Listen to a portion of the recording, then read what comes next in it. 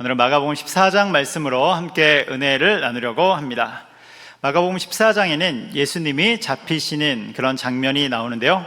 그리고 이어서 다음 장인 15장으로 가면 예수님이 십자가에 달리시는 사건이 나오는 것이죠. 그래서 14장을 쭉 살펴보면 마지막 만찬, 최후의 만찬이 나오고 또 예수님이 잡히시기 전날 겟셋마네 동산에서 기도하시는 그 장면도 나오고 또한 가룟 유다가 예수님을 파는 사건까지 이어져서 나오는 것입니다. 그러니까 오늘 본문인 14장의 말씀은 예수님이 잡히시기 전날의 여정, 그런 기록들이 나와 있는 것이죠. 이제 내일이면 예수님이 십자가에 달리십니다. 전날이에요. 예수님의 그때의 심정은 어떠셨을까? 그때의 마음은 어떠셨을까? 이제 내일이면 십자가에 달려야 되는데 마음이 어떠셨을까? 그런 마음과 심정을 겟셋마네 동산에서 기도하실 때 우리가 볼 수 있는 것이죠. 그래서 34절에 보면 이렇게 나옵니다. 우리 34절 말씀을 같이 읽겠습니다. 말씀하시되 내 마음이 심히 고민하여 죽게 되었으니 너희는 여기에 머물러 깨어있으라 하시고. 아멘. 여기 보면 심히 고민하여 죽게 되었으니 이렇게 말씀하세요. 이것을 좀 더 직접적으로 번역하면 괴로워서 죽을 지경이다, 슬퍼서 죽을 것 같다라는 말씀이 되는 것이죠. 그래서 이어지는 36절에 보면 예수님이 뭐라고 기도하십니까? 간구하십니까? 이 잔을 내게서 옮겨 주옵소서, 이런 기도까지 하시는 것이죠. 이제 내일이면 십자가를 져야 되는 상황에서 예수님의 그 마음 상태가 어떤지를 보여주고 있는 것입니다. 여러분, 이 장면을 보면 어떠세요? 이 장면을 보실 때 과거에 저희 아이들이 어렸을 때 초등학교 저학년 때 이 부분을 저에게 질문한 적이 있습니다. 아빠, 예수님이라면 이렇게 고민하거나 슬퍼하는 것이 아니라 멋지게 십자가를 져야 되는 거 아니야? 폼나게 멋지게 십자가를 그 길을 가야 되는 거 아니야? 이런 질문을 한 적이 있습니다. 여러분, 실제로 드라마나 영화의 주인공이 죽을 때 어떻게 죽습니까? 영화나 드라마를 보면 주인공이 잘 죽지도 않아요. 뭐 총알이 날라와도 다 피하고 막 이렇게 막 피하는데, 그래도 혹 죽게 되면 어떻게 죽습니까? 네, 굉장히 멋지게 죽죠. 폼나게 죽고 의연하게 죽고 또 세상을 초월한 사람처럼 그렇게 죽는 것을 우리가 볼 수 있습니다. 우리도 한번 가만히 생각해 보면 예수님이 신이시라면 정말로 십자가를 달리시기 전에 의연한 마음으로, 초연한 마음으로 그것을 대해야 되지 않을까, 그런 생각이 들기도 합니다. 그런데 예수님의 마음 한편에는 뭐가 있었던 것입니까? 불안함과 두려운 마음이 존재했던 것이죠. 여러분, 이유가 무엇일까? 예수님이 십자가를 앞두고서 불안함과 두려움 가운데 있었던 이유가 무엇일까? 예수님은 완전한 신으로 이 땅에 완전한 신이시지만 동시에 완전한 인간으로, 그러니까 인간의 몸을 입고 이 땅에 오신 것이죠. 그러니까 육신을 입고 있기 때문에 그런 인간적인 감정이 그 안에 들은 것입니다. 우리는 이 부분을 통해서 우리의 삶에 문득문득 찾아오는 두려움과 불안함에 대해서 생각해 볼 수 있는 것이죠. 여러분들, 우리도 인간의 몸을 입고 있기에 불안함과 두려움들이 문득문득 찾아오지 않습니까? 이 부분을 생각해 볼 수 있는 거예요. 기독교 역사상 가장 위대한 전도자를 꼽으라. 그러면 여러분, 거기에는 사도 바울이 꼽힐 것입니다. 기독교 초기에 다른 사도들은 유대인들을 향해 복음을 전했는데 사도 바울은 누구를 향해 복음을 전합니까? 하나님의 이름조차 들어보지 못한 이방인들을 향해서 복음을 전파하죠. 유럽 전역을 돌면서 교회를 세우고 자신의 삶을 불태워서 전도를 하는 것입니다. 삶을 다 바쳤어요. 그런데 그런 위대한 사도 바울도 때때로 그의 삶에 두려움과 불안함이 엄습했음을 우리가 보게 됩니다. 사도행전 18장 9절에 보면 이렇게 나오는데요. 사도행전 18장 9절 같이 읽겠습니다. 밤에 주께서 환상 가운데 바울에게 말씀하시되 두려워하지 말며 침묵하지 말고 말하라. 아멘. 두려워하지 말며, 무엇입니까? 사도 바울이 두려운 상황 가운데 있다는 거예요. 두렵다는 거예요. 당시에 배경을 보면 고린도 지역에서 복음을 전하고 있었는데요. 복음을 전할 때 반대파들이 나타난 것이죠. 반대파들은 주로 유대인들이지 않습니까? 이들이 핍박하고 압박하는 것입니다. 그러니까 그 압박감에 두려움과 불안 가운데 있는 거예요. 그래서 예수님이 환상 가운데 나타나서 두려워하지 말아라. 9절에서 두려워하지 말아라.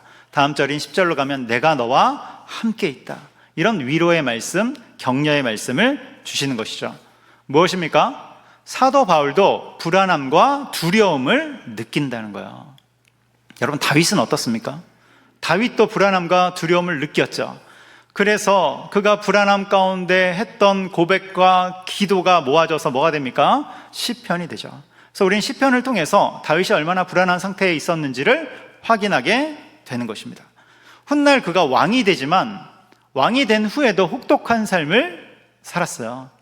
왕이 되기 전에는 10년 동안 정말 지명수배자로 온 땅을 도망다니는 도망자로 살았는데, 여러분 10년 동안. 그런데 왕이 된 후에도 2번의 반역이 일어나죠. 그래서 정말로 목숨을 부지하기 위해서 도망쳐야 됐던 그런 일들을 겪었습니다. 그가 비록 왕이 되었지만 그의 삶들을 잘 뜯어보면 혹독한 삶의 구간이 있었음을 우리가 알게 되는 것이죠. 바울도 마찬가지라니까요. 그가 복음을 전했지만 그의 삶이 쉽지 않았음을 우리가 알게 되는 것입니다. 여러분, 철로 역정 책을 보신 적 있습니까? 아마 많이들 읽으셨을 텐데요. 철로 역정을 쓴 존 버년도 마찬가지예요. 존 버년은 당시 영국 교회의 잘못된 점을 지적했는데, 당시 이제 성공회죠. 성공회 교회의 잘못된 점을 지적했는데 그 일로 잡혀서 그가 종신형을 선고받습니다. 그리고 감옥에 갇히죠. 결과적으로 그가 12년 후에 뒤에 풀려나게 되지만 그는 매 순간 사형이 집행될 위기 가운데 살았던 것입니다. 혹독한 삶이죠. 혹독한 삶을 사는 거예요. 그렇다면 우리는 이 시점에서 먼저 하나님은 왜 이런 환경을 주실까? 왜 이런 혹독하고 불안한 환경을 주실까를 생각해 볼 수 있는 것입니다. 이에 대한 말씀이 고린도후서 1장 8절로 9절에 나오는데요. 우리 고린도후서 1장 8절로 9절 같이 읽겠습니다. 형제들아, 우리가 아시아에서 당한 환난을 너희가 모르기를 원하지 아니하노니 힘에 겹도록 심한 고난을 당하여 살 소망까지 끊어지고 우리는 우리 자신이 사형 선고를 받은 줄 알았으니. 아멘. 여기 보면 뭐라고 나옵니까? 형제들아, 우리가 아시아에서 당한 환난을, 이렇게 나와요. 아시아에서 당한 심각한 환난이 있었다는 거예요. 여기서 아시아는 오늘날의 터키를 뜻하는 것이죠. 튀르키예를 뜻하는 거예요. 거기서 심각한 환난을 당해서 얼마나 혹독한지 8절 맨 끝에 살 소망까지 끊어졌다. 그러니까 절망 가운데 들어갔다는 거예요.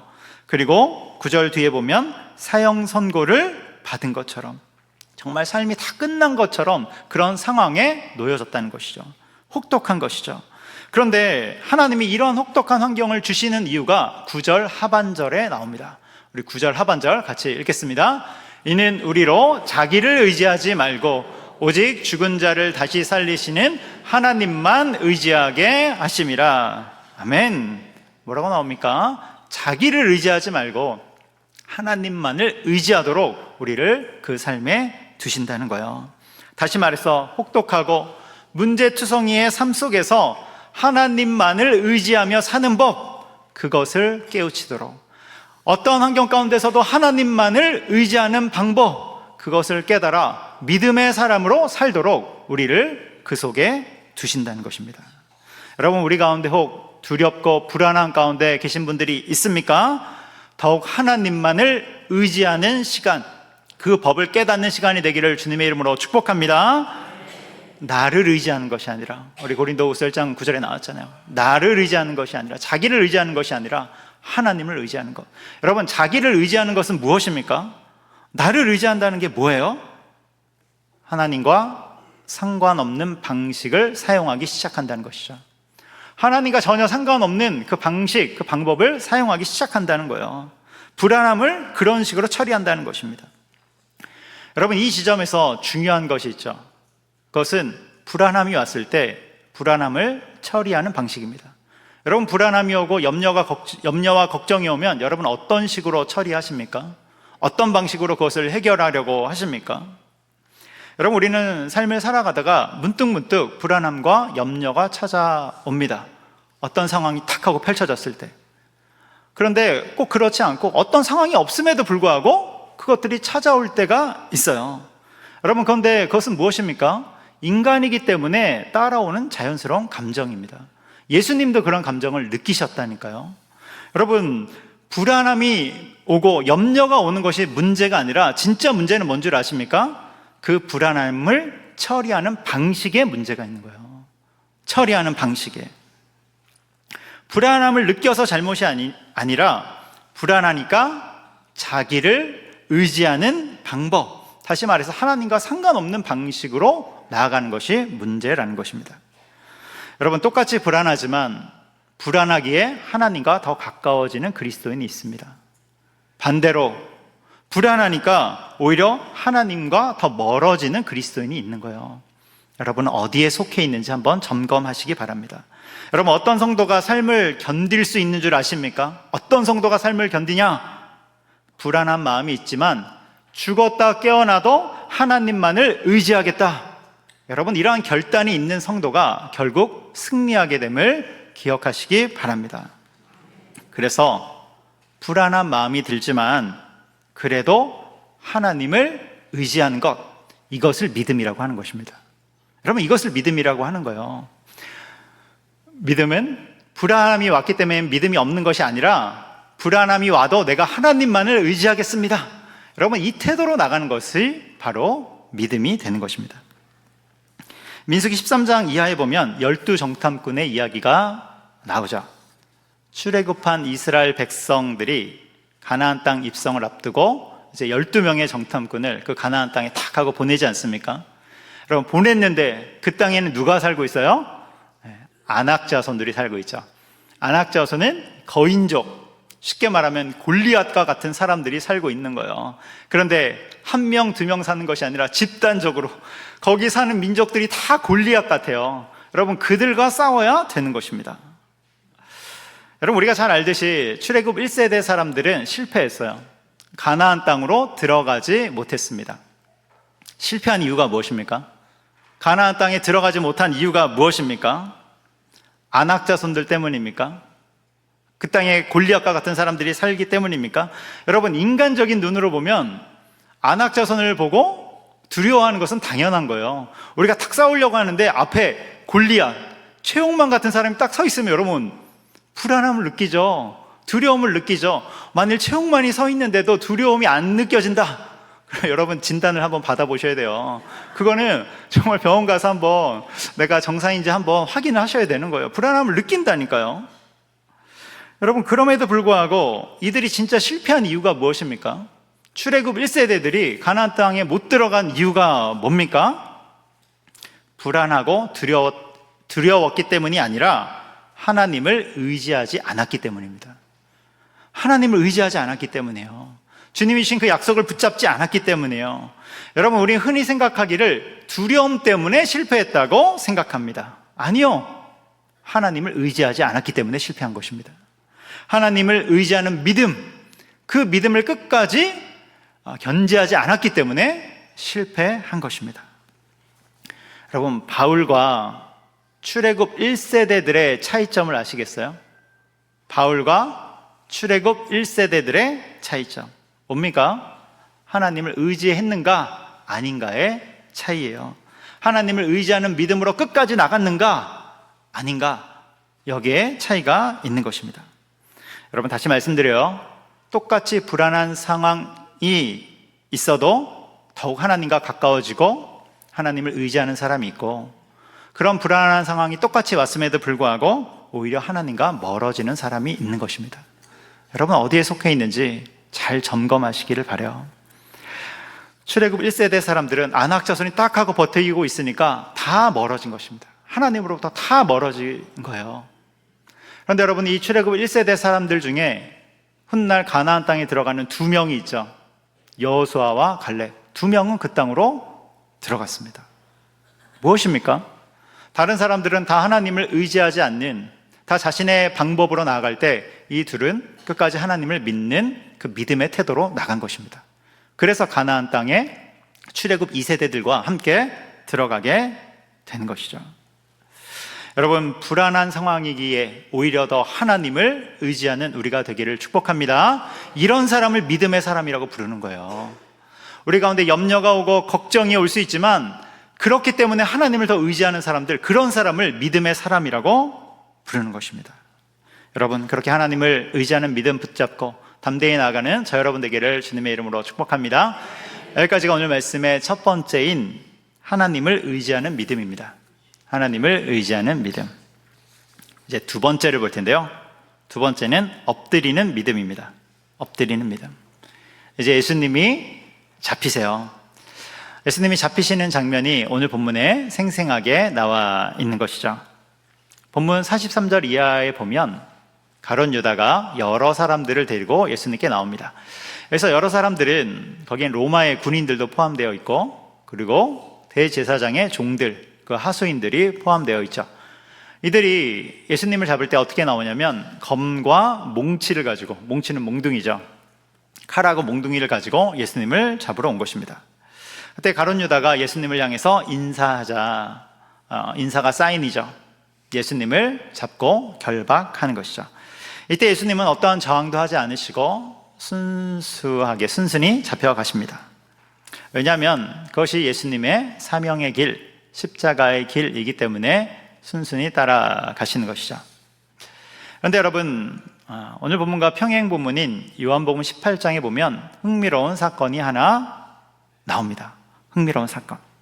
그것은 예수님을 잡으러 온 사람들, 로마의 군인과 대제사장의 종들이 예수님의 권위 앞에 엎드려지는 장면이 나와요. 예수님 앞에 엎어져요. 그 부분이 요한복음 18장 6절에 나오는데요. 우리 요한복음 18장 6절 같이 읽겠습니다. 예수께서 그들에게 내가 그니라 하실 때에 그들이 물러가서 땅에 엎드려지는지라. 아멘. 예수님을 잡으러 왔던 그 사람들이 땅에 엎드려서 절을 하게 되죠. 그러면 굉장히 흥미롭지 않습니까? 이들이 땅에 물러가서 절하게 되는 이유는, 우리 9절 다시 한번 보여주시면 요한복음 18장 6절에 밑줄 쳐놨는데요. 내가 그니라, 예수님이 말씀하셨기 때문에 그래요. 내가 그니라. 이 말씀은 메시아를 나타내는 신적인 언어입니다. 에고에이미라는 말인데 메시아를 나타내는 신적인 그런 언어예요. 그리고 이것이 구약과도 연결이 되는데요. 구약에서 하나님이 나는 스스로 있는 자니라, 나는 스스로 있다, 이것을 다른 말로 하면 무엇입니까? 여호와이죠. 여호와. 스스로 있는 자라고 말씀하셨는데 그것과 연결되는 말씀이에요. 그러니까 주님의 신적인 권위 앞에 모든 사람들이 일시적으로 엎드려지는, 이렇게 경배하는 장면이 연출된 것입니다. 흥미로운 부분이죠. 예수님을 잡으러 왔는데 지금 예수님의 메시아됨이 탁 하고 드러난 거예요. 여러분, 그렇다면, 그런 상황이라면 계속 예수님을 잡으려고 해야겠습니까? 돌아가야겠습니까? 제가 만일, 또 여러분들이 만일 예수님을 잡으러 왔는데, 잘 모르고 예수님을 잡으러 왔어요. 근데 예수님의 그 메시아됨이 딱 확인됐어요. 그럼 어떻게 해야 됩니까? 돌아가야 정상이죠. 물러가야 정상이죠. 여러분, 다른 사람들은 몰라도 최소한 가룟 유다는 돌이켜야 되지 않습니까? 그런데 이들의 다음 행동은 예수님을 잡아서 결박한 것입니다. 엎드려졌는데 이후의 행동은 돌이키지 않고 결박한 것이죠. 우리는 이 부분에서 엎드림에 대해서 조금 더 주목하고 싶은데요. 출애굽기 3장에 보면 하나님께 엎드리는 한 남자가 등장합니다. 여러분, 출애굽기 3장이니까 누가 등장하겠습니까? 네, 모세. 네, 2부 예배 때는 소리가 컸던 것 같은데 3부 예배 때는 아주 모세입니다. 모세. 불붙은 떨기나무에서 하나님을 만나고 그 순간부터 엎드려지기 시작하는 것이죠. 그런데 그는 하나님 앞에 엎드린 이후에 쭉 엎드리는 삶을 살아갑니다. 모세의 인생을 돌아보면 어때요? 돌아보면 그는 실패한 인생입니다. 실패한 인생. 그가 비록 과거에는 애굽의 왕자였지만 지금은 도망쳐서 미디안 광야에서 숨어 살며 양을 치고 있는, 양을 친 지 얼마가 됐습니까? 10년, 20년, 30년, 40년. 여러분, 그 인생은 정말로 이제는 초라한 인생이 된 거예요. 그리고 나이도 80이 되어 삶을 정리해야 되는. 그런데 그가 하나님을 만나 엎드리게 된 것입니다. 예기치 못한 순간에 하나님이 찾아오신 것이죠. 그리고 그렇게 하나님께 엎드린 이후에 그는 계속해서 엎드리는 삶을 살아갑니다. 그리고 주님의 길을 따라가는 것이죠. 여러분, 우리도 예기치 못한 순간에 하나님 앞에 엎드려질 때가 있습니다. 엎어질 때가 있어요. 그것은 하나님이 우리를 굴복시키시는 순간입니다. 우리를 딱 하고 꺾으시는 순간이에요. 여러분, 하나님이 우리를 굴복시키시고 꺾으실 때, 이때 인간은 두 가지의 부류로 나타납니다. 첫 번째는 하나님이 나를 굴복시키셨음을 깨닫고 그 후로 계속 엎드리는 삶을 살아가는 것입니다. 그렇게 주님을 따라가는 모세의 길을 걷는 사람입니다. 근데 두 번째 사람은 어떤 사람입니까? 하나님이 엎드려지게 했음에도 불구하고 돌이키지 않고 다시 일어나 자신의 고집의 길, 그 아집의 길을 가는 사람들입니다. 가룟 유다 그리고 로마의 군인과 같은 그 길을 가는 것이죠. 여러분, 한번 잘 보세요. 모세가 처음부터 자발적으로 엎드린 것은 아닙니다. 여러분, 우리도 마찬가지예요. 우리가 교회에 올 때 잘 따져보면 우리가 자발적으로 엎드려져서 오신 분은 거의 없을 것입니다. 하나님이 우리를 엎드려지게 한 것이죠. 우리를 꺾으신 것입니다. 그래서 우리가 이 자리에 나와 있죠. 모세도 마찬가지로 자발적으로 엎드린 것이 아니라 하나님이 찾아오셔서 그를 엎어지게 한 것입니다. 그런데 그 후에 그는 계속해서 엎드려 기도하는 삶을 살며 하나님께 순복하며 주님의 길을 따라가는 것이죠. 여러분, 우리의 삶이 이러한 삶이 되기를 축복합니다. 하나님 때때로 우리를 꺾으실 때가 있다니까요. 우리의 고집을 꺾으실 때가 있다니까요. 우리의 아집을 꺾으실 때가 있다니까요. 우리의 죄성을 꺾으실 때가 있다니까요. 여러분, 그때는 우리가 주님 앞에 엎드려 순복하는 거예요. 그리고 어떤 문제나 고난을 통해서 우리를 엎드림의 자리로 보내실 때가 있다니까요. 여러분, 그때는 엎드린 것을 계기로 하여 우리는 계속해서 주님 앞에 기도자로 또 주님의 뜻에 순복하는 자로 나아가는 것입니다. 여러분, 주님을 주인으로 인정하는 삶이죠. 이것을 다른 말로 또 로드십이라고 하지 않습니까? 여러분, 그러한 삶에 거하기를 축복합니다. 어떤 책에 나오는 내용인데요, 어느 부부가 결혼을 했어요. 결혼을 했는데 17년 동안이나 아이가 없는 것입니다. 아이를 너무 갖고 싶었는데 아이가 생기지 않아서 여러 가지 방법을 다 써봤죠. 병원도 정말로 수십 차례 다녀보고, 그런데 다양한 방법을 써봤음에도 불구하고 불임 가정입니다. 여러분, 불임 가정은 또 그 안에 큰 고통이 있지 않습니까? 이들 부부가 그런 상황에서 기도하며 내린 결론은 무엇이냐면 입양을 하자. 불임이 하나님의 뜻임을 받아들이고 입양하여 새 생명을 우리 또 잉태하자, 이런 결론을 내린 거예요. 그래서 너무 예쁜 아기를 입양한 것이죠. 그런데 여러분, 입양하고 나서 얼마 지나지 않아 임신이 된 것입니다. 그동안은 그렇게 애쓰고 수고했는데 애가 안 생겼는데 입양을 하자마자 얼마 안 지나서 애가 생긴 거예요. 아기가 생긴 거예요. 여러분, 임신되고 또 아이가 생겨서 너무나도 기쁘죠. 너무나도 감격이 있습니다. 그런데 마음 한켠으로는 어때요? 당황스럽죠. 당황스러워요. 그전에는 그렇게 노력해도 안 됐는데 아니, 입양을 한 다음에 아이를 주시니까 당황스러운 것이죠. 그런데 이 소식을 접한 주변의 어떤 사람들은 뭐라고 이야기하냐면, 아니, 기다리는 김에 1년 더 기다리지 그랬어, 이렇게 얘기하는 사람들이 있는 거예요. 여러분, 이들 부부에게 얼마나 큰 상처가 되는 이야기입니까? 이들 부부가 이때 어떻게 반응하는 줄 아세요? 뭐라고 이야기하냐면, 입양한 아이가 축복의 씨앗이 된 것입니다. 그래서 새로운 생명이 잉태된 것입니다. 성숙한 고백을 하는 거예요. 무엇입니까? 하나님 안에서 자신의 삶을 해석하려고 하는 태도이죠. 여러분, 이와 비슷한 일들이 우리의 삶에도 일어나곤 합니다. 응답이 왔어요. 응답이 왔는데 뭔가 당황스러운 응답을 받은 적 여러분 있지 않습니까?